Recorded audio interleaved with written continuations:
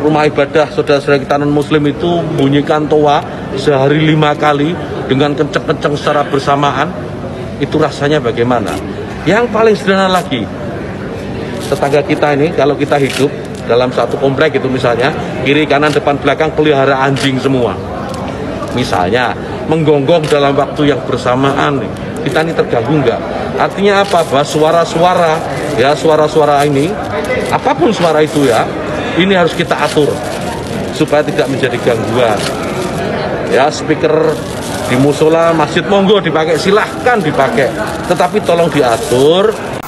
Jejak Yakut Khalil Qaumas, kontroversi, dana haji dan isu pelarian ke luar negeri.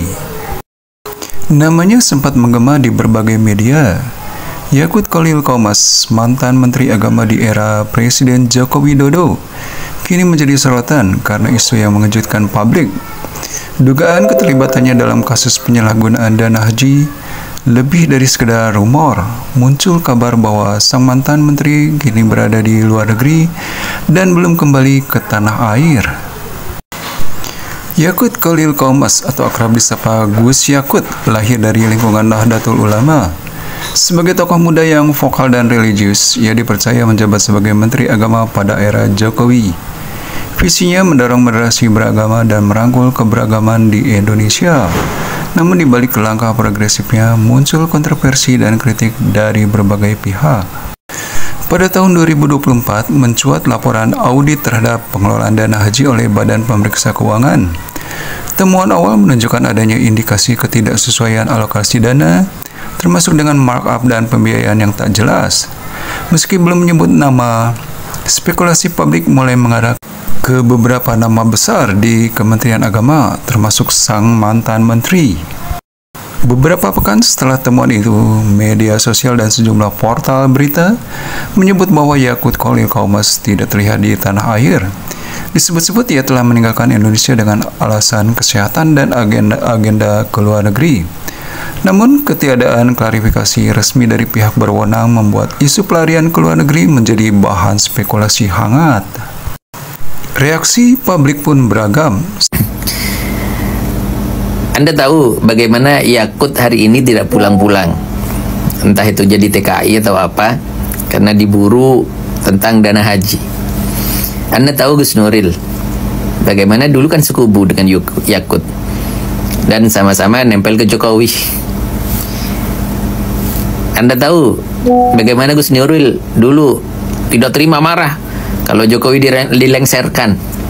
Sekarang setelah Jokowi tidak berkuasa, bagaimana sikapnya Gus Nuril? Ya bukan mencela sih, yang menghardik Yakut. Dia juga mungkin bisa menyelamatkan diri ketika Yakut kena. Kemudian dia juga membawa nama Jokowi, bisa jadi terseret di dana haji kalau memang terjadi. Kurang lebihnya begitu bahasanya ya. Jadi di satu kubu ini saling menyelamatkan diri. Jelas apa yang dibaca oleh sebagian besar umat Islam, sholawat asyghil. Jadi bagaimana orang zalim, sesama orang zalim saling menyelamatkan diri, saling cakar-cakaran. Dan ini jelas nyata. Asyghilidz zalimin bil zalimin. Jadi sibukkan mereka, orang zalim sesama zalimnya. Kita menjadi penonton. Wa akhrijna min bainihim salimin. Kita dikeluarkan dari kelompok mereka sebagai orang yang selamat. Di dalam doa yang lain, adribil zalimin bil zalimin. Jadi pukul, saling memukul antara orang-orang zalim. Allahumma salli ala sayyidina Muhammad wa ashghilil zalimin bil zalimin. Amin ya rabbal alamin. Tunjukkan ya Allah yang hak adalah hak, yang batil adalah batil.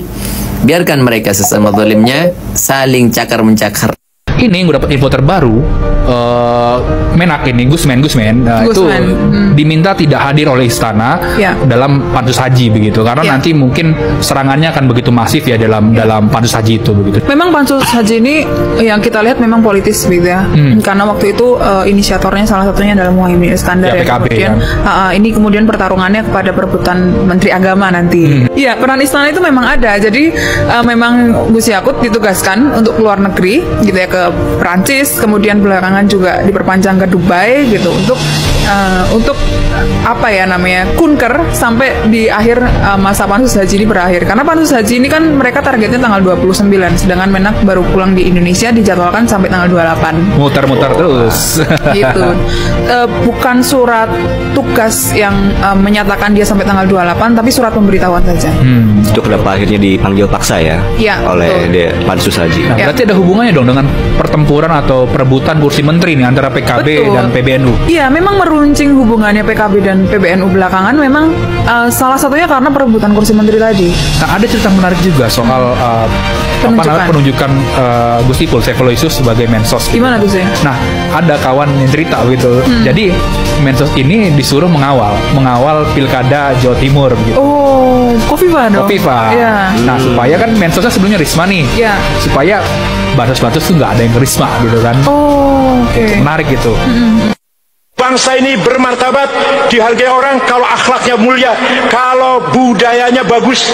Bukan agamanya, mohon maaf, bukan agamanya.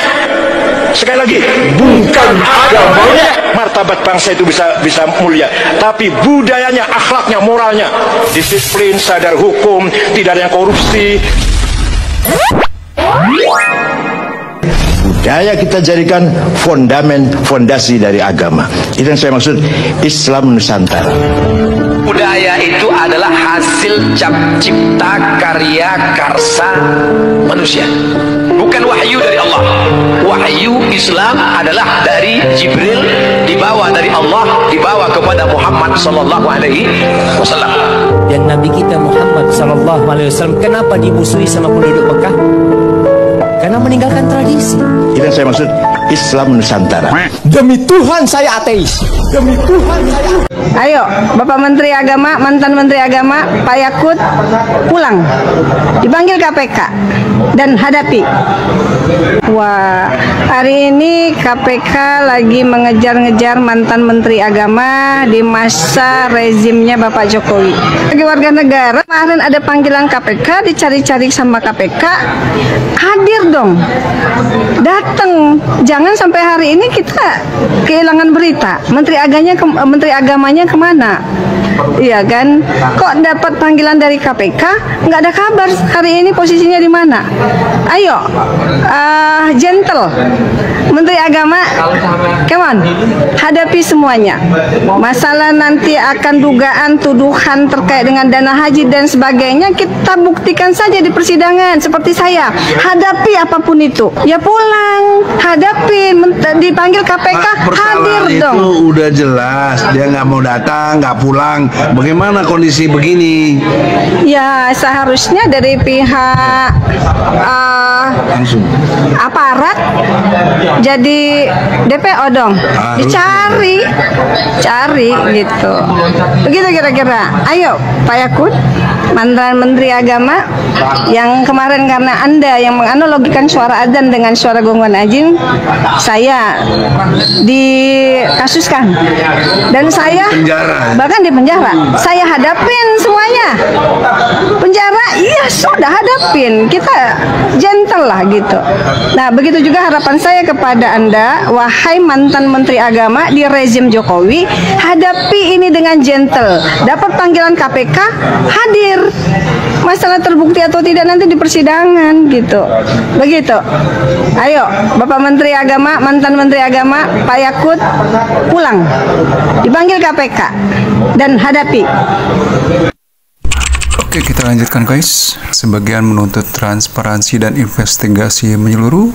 Sebagian lainnya menyerukan agar proses hukum tidak dijadikan alat politik. Pihak Kejaksaan Agung sendiri belum mengeluarkan pernyataan resmi apakah Yakut masuk dalam daftar tersangka atau masih dalam tahap penyelidikan. Perlu ditegaskan bahwa hingga saat ini belum ada keputusan hukum final yang menyatakan Yakut bersalah. Asas praduga tak bersalah tetap harus dikedepankan, namun publik berhak untuk mendapatkan informasi yang jujur dan terbuka mengenai dana haji yang notabene berasal dari uang umat.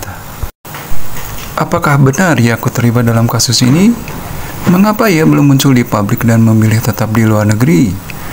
Pertanyaan-pertanyaan itu masih menggantung, dan di tengah suara publik yang riuh, harapan terbesar adalah keadilan ditegakkan dan dana umat tak lagi dijadikan permainan. Oke, disclaimer, video ini dibuat berdasarkan rangkuman pemberitahuan dan opini publik. Semua pihak masih berada dalam asas praduga tak bersalah.